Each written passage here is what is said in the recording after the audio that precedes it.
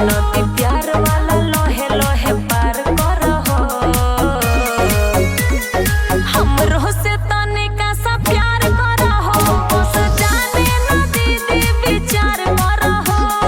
हमरो से तनिका सा प्यार करहो, बस जाने न दीदी विचार करहो।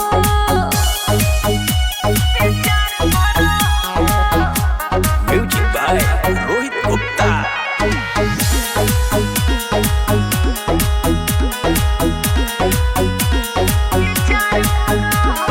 दीदी बाबी जी बाझारत दुआ, फीलिंग तू बुझाए जीजा।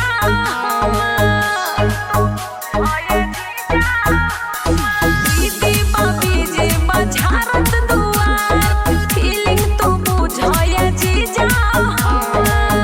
फरियाद बसवाद तोहे देहो न कम, दीदी से मजा न देहो कम। न बालिक न बने उपकार करहो, हमरो से तनिका सा प्यार करहो, बस जाने न दीदी विचार करहो।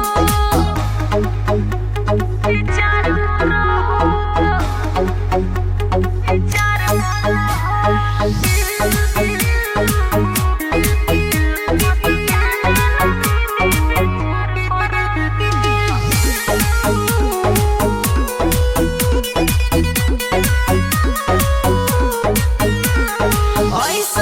बोनस नया फर मिली, रसगिरी बस भावटा पर मिली।